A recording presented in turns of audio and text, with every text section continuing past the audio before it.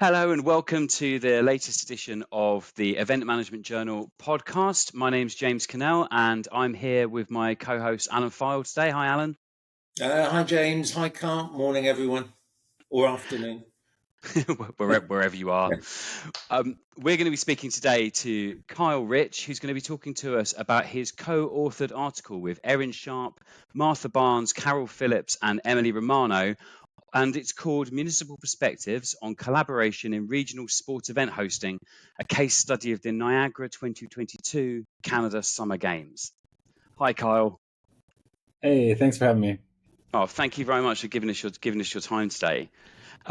We'd like to just start things off by asking you to just tell our viewers, our listeners, a little bit about you, who you are, what you're working on at the moment, and we'll take things from there. Cool, thanks. So I'm an associate professor at the Department of Recreation and Leisure Studies at Brock University in the Niagara region.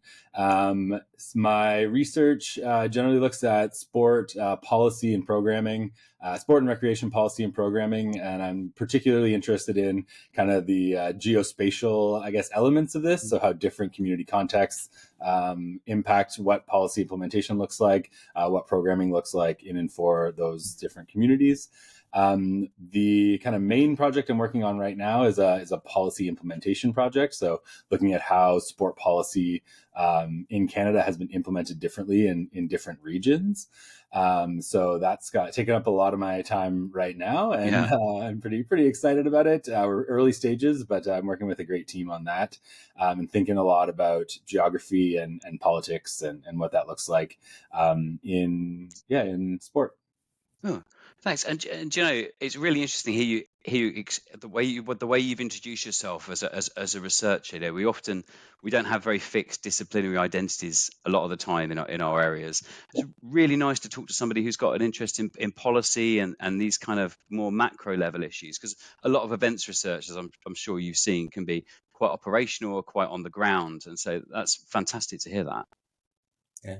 I was going to ask, actually, James, is that something I was thinking the same, and I was thinking of some of the Canadians I know, and they have a similar outlook. And I'm just wondering, is it something in the way that the education system sort of feeds events in Canada that may be slightly different to other places? It could be. I know we have one really amazing resource we have in Canada. It's called the Sport Information Resource Center. You can check it out online. It's essentially it's a funded organization through our sport policy framework, and their role is really to connect researchers to the sport system and the sport systems to research.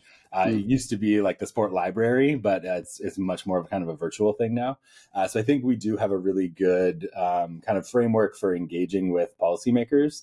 And I know that certainly has helped me to connect with people and to understand, the key issues that are going on in that world, and how to connect with people in that way. So, and then, it might just be the cohort of people that came before us and, what they've really challenged students to think about, and ways for students to communicate their work to policymakers. So, I'm not sure. Maybe it's just something in the water. And James, that may be a good thing to put in the link when we publicize this.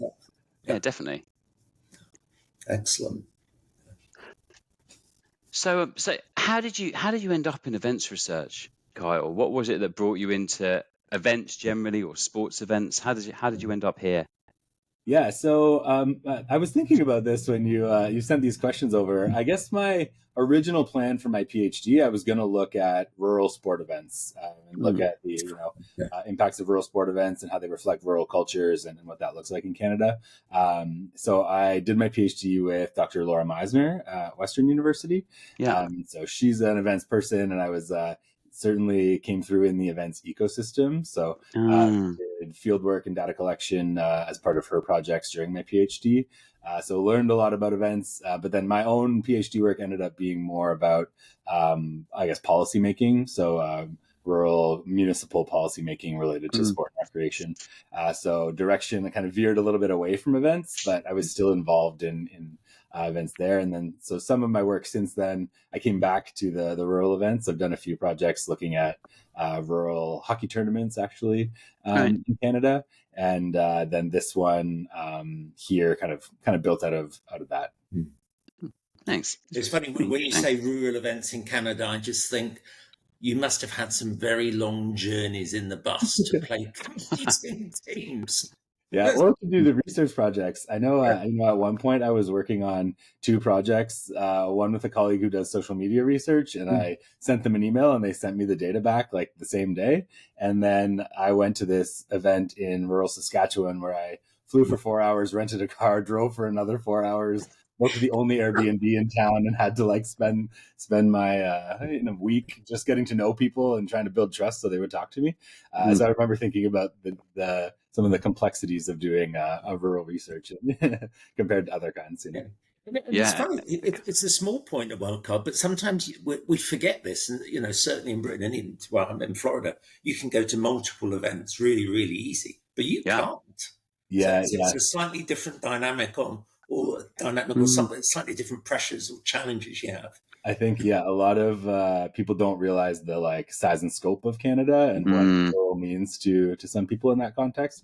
I think the stat is that 90% of our population live within 1 hour of the border. Yeah. And that everything else is kind of this rural, remote, kind of sparsely populated area. So.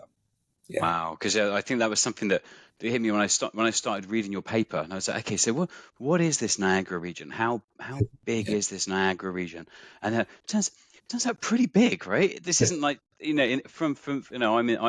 the UK, and when we talk about something taking place within the southeast, then everything's within an hour and a half of each other, and it's really fast train networks and no problems getting to multiple things in the same day. But then some of the spatial scales that you're talking about are just epic, really. Right. Yeah, and the Niagara region is like the most kind of southern and connected, and like one of the easiest ones to get around. Yeah, you're in the easy place. Amazing. Yeah. So, Carl, it's interesting because I did my PhD on collaboration. So when I saw it, it's like, okay, this is clearly of interest. How did you get into the subject of this paper? How did it come around? Yeah, so in our department, we work really closely with a lot of the municipal recreation departments in the region. We've got really good kind of relationships. And so when the Canada Games was coming, we also had these little kind of micro grants in the university to do research about the Canada Games and about the region. So Brock is a regional school. It's got a really kind of clear mandate to kind of serve the region and be connected. So we kind of cooked up this project.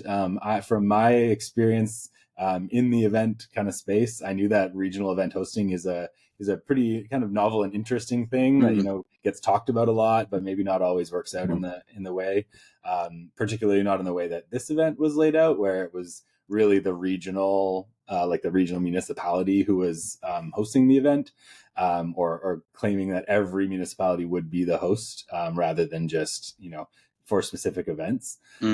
So I was interested in that and wanted to learn a bit more, and then we kind of put our heads together and came up with this kind of idea to look at how do the different municipal actors in the region understand their experiences collaborating around this event. I thought one of the things that really jumped out at me about your article was this: when you hear about collaboration and regional hosting, it seems it's one of these kind of unqualified good ideas, right? Why wouldn't you collaborate? Why wouldn't you do something as a region? It seems like such an obviously good thing to do. And as you go through your article, I think it unfolds in a really nice way. It's like there's the little problems that come out, and the reality is, like you say, when you actually speak to people and find out how it went.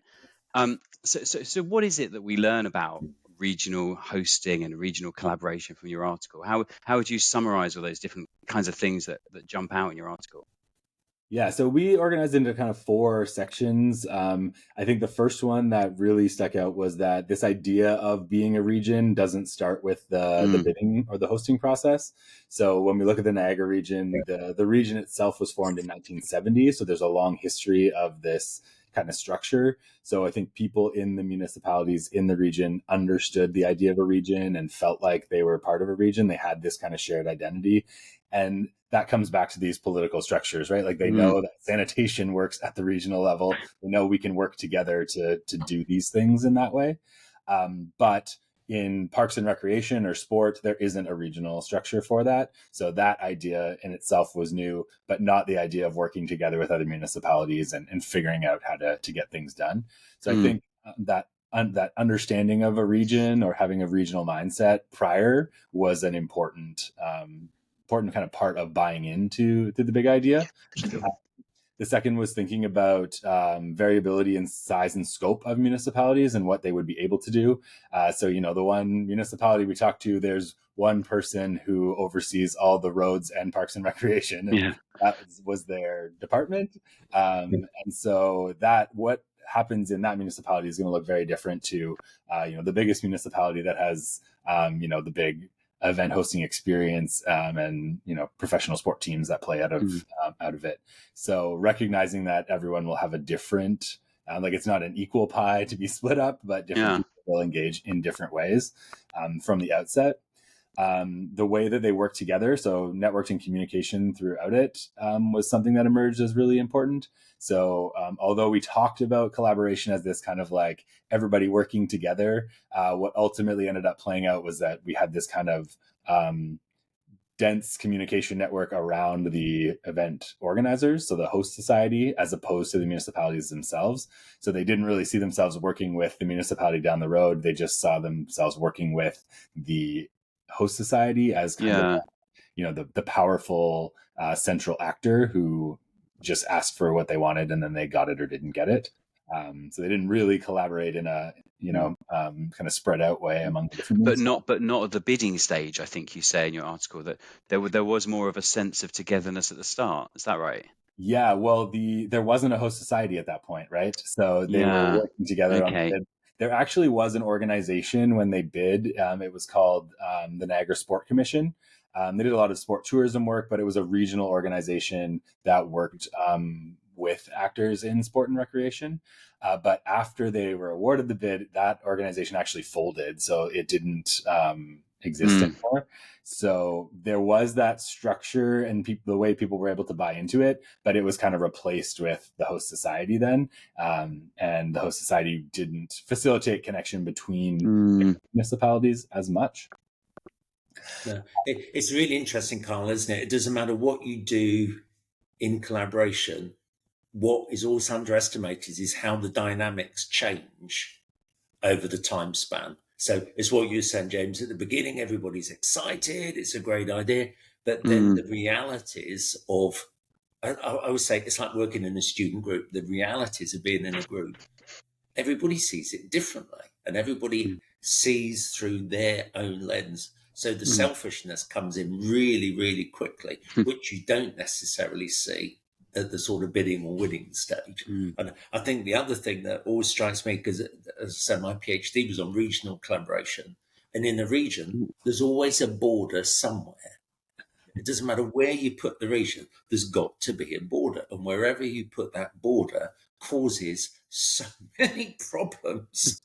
It's got to go somewhere. It is what it is. But so no, I find it really interesting. Cool. And the last thing was just that was interesting was how they assessed what success looked like. So in some cases, those smaller municipalities, it didn't take much for it to be a success because they still saw benefits even if they didn't host an event or do something super, spectacular. And then other ones who maybe had high hopes because they were in the running for some things, didn't get necessarily what they wanted, felt like they were, used more as a venue in a lot of ways, as opposed to a meaningful partner. And so it was just really interesting to learn some of those kind of nuances into how that assessment played out and what was seen as a positive or a contribution and what wasn't. Did anything really surprise you, Carl, when you were going through this? Were the findings what you expected, or were you like, wow, didn't see that coming? Yeah, the one thing for sure, and I shouldn't have been surprised, but I think I was, we were talking about capacity, so we're thinking about how this impacts municipal capacity in different ways. And so often this game, like many, they talk about big kind of marquee investments in infrastructure and what that would look like. So in this one, it was the Canada Game Center. So, it's a big new facility with, ice pad and all gyms and these new things. But actually, two of the municipalities used this as an opportunity to kind of facilitate the shutting down of other ice pads. So they went from having a facility that they owned to having 60 hours of ice at a facility that was then located at the university and managed by a private management firm. So it actually was kind of a thinly veiled privatization, which took capacity away from the municipality in some ways, because they no longer had the agency over they didn't own the facility anymore. They didn't have to staff it. It was a way to kind of expedite that process in some ways. I think that's reflective of some of the other work we're seeing in events more broadly. The kind of public-private tensions that come out of events and what they're serving to do.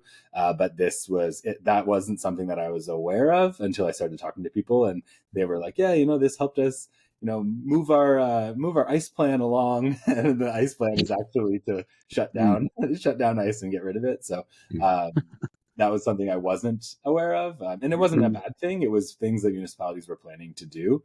But it did kind of represent that move from the public goods towards kind of more private management structures. And that's really interesting, I think, because we hear about this a lot at that kind of mega event scale. This idea that large scale sporting events are an opportunity to accelerate things, to do things in 5 years that might have taken 30 years. But you've seen that at this regional scale as well.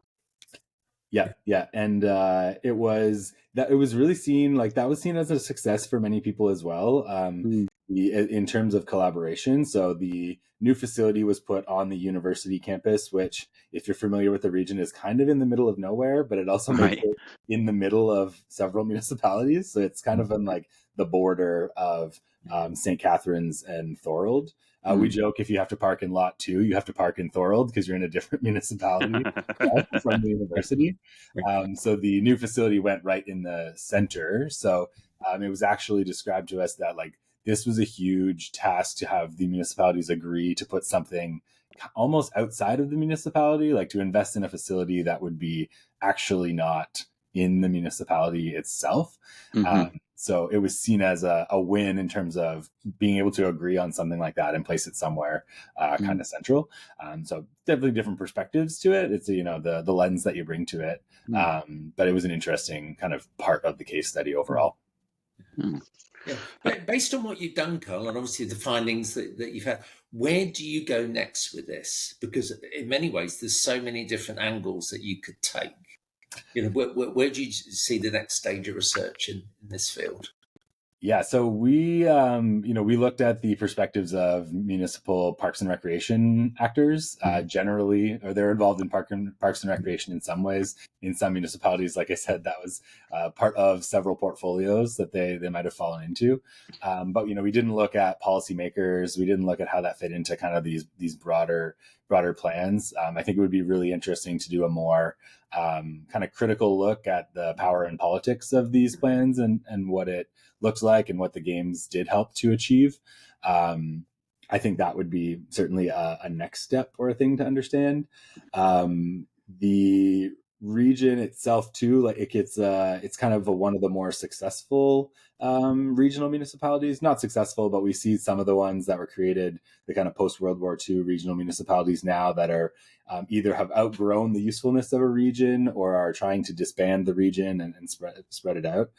So it would be interesting to look at regions that aren't necessarily well-oiled machines that are working really well, or to look at a region that has a regional mandate for sport and recreation that might take on more of that leadership role and be able to maybe mitigate the way that things are spread out, or to embed an event in a regional plan as opposed to the way that it happened here, where the host society kind of took over and was really the leader there.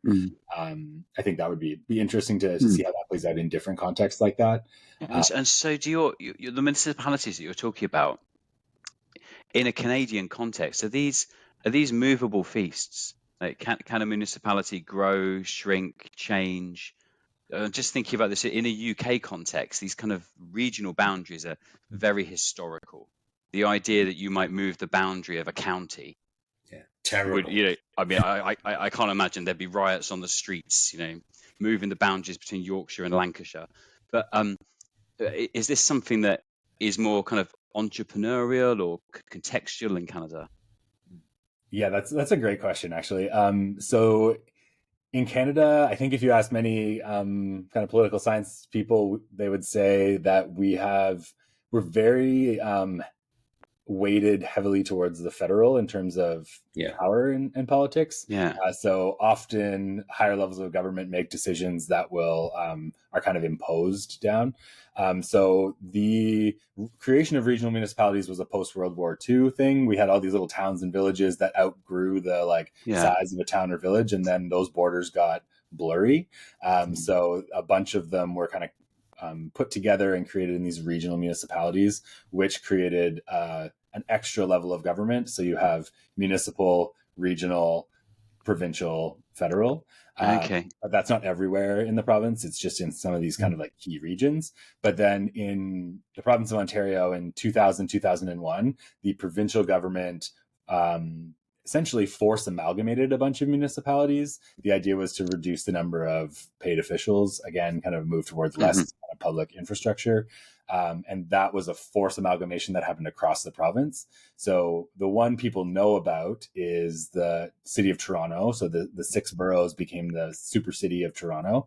And that was the one everyone talked about, but it actually cut the number of municipalities in Ontario in half.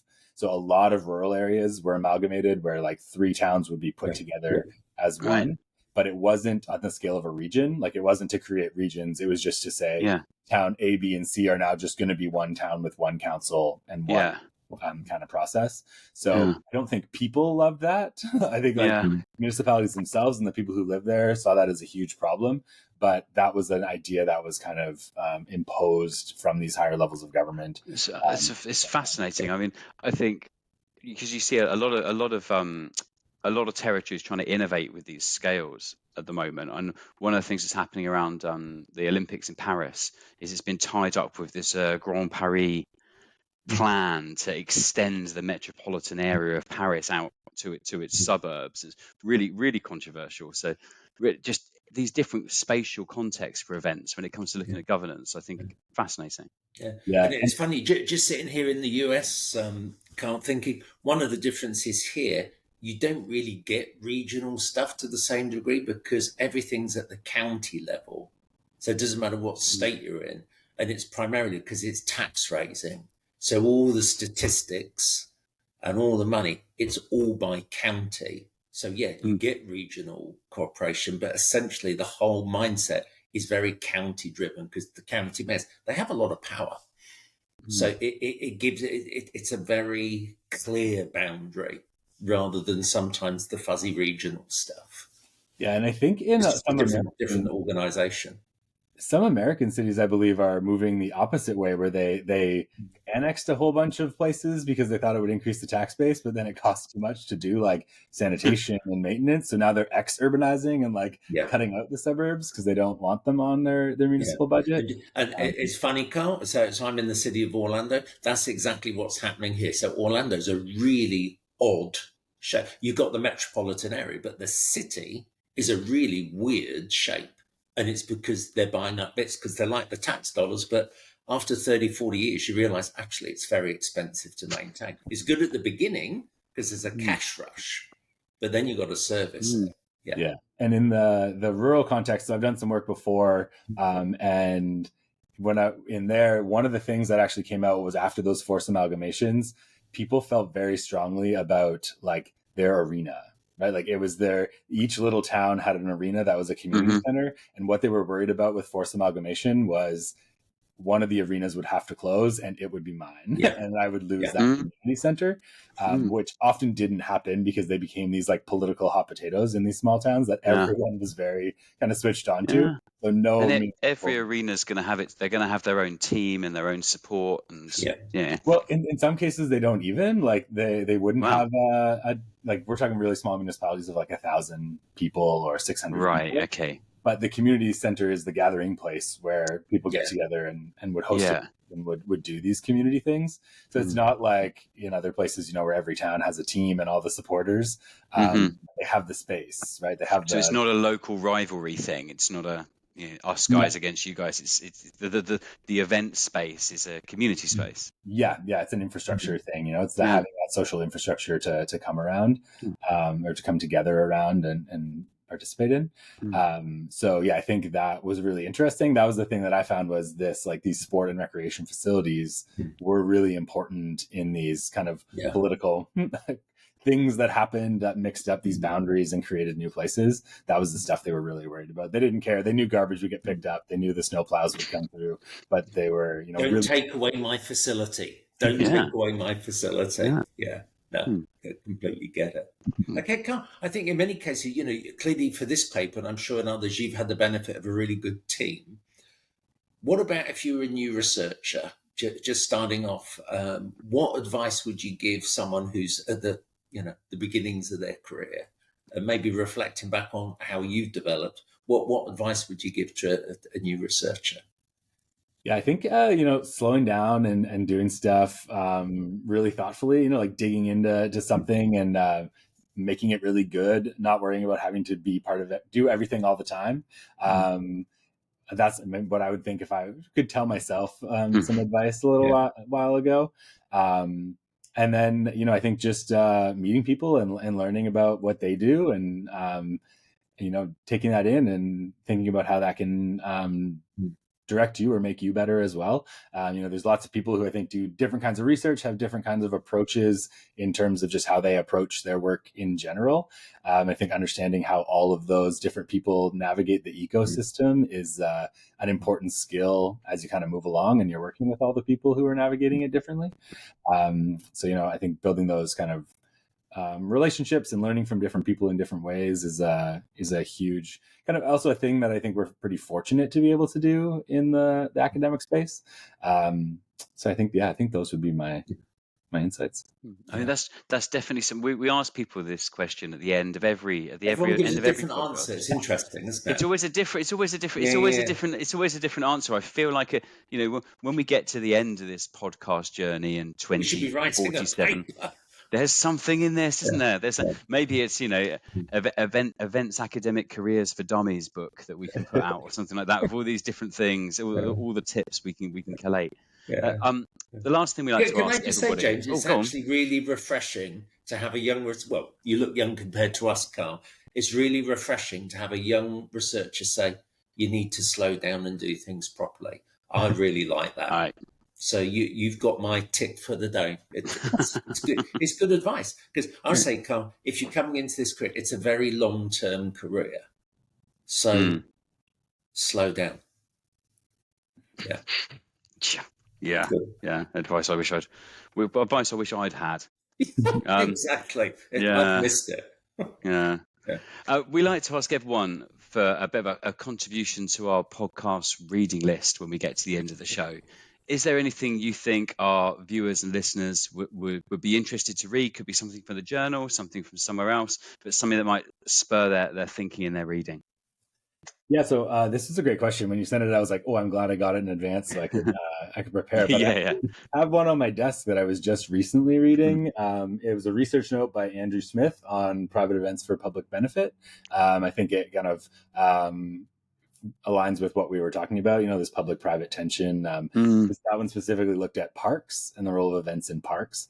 So something I've been thinking about a lot. We had a lot of call them park dramas in Toronto recently, and I've been following very very carefully a lot of these discussions about public space and what they're for and what we should be doing in public parks and what we shouldn't be. So that was something that I was reading recently, and I'll also do a shameless self plug if you're interested in the rural stuff. Nothing wrong with that, Phil. There's not enough people talking about rural things, in my opinion. So I have a paper on rural hockey tournaments in Leisure Sciences. If people are interested in that, I would check that one out. And I'm always happy to chat about rural stuff if people want to. So definitely reach out if people are interested. That's great. And we'll make sure your contact details are there. Prepare for the flood of emails, but your contact details are there, along with links to those papers as well. So thank you very much for that. We'll put all that in the show notes.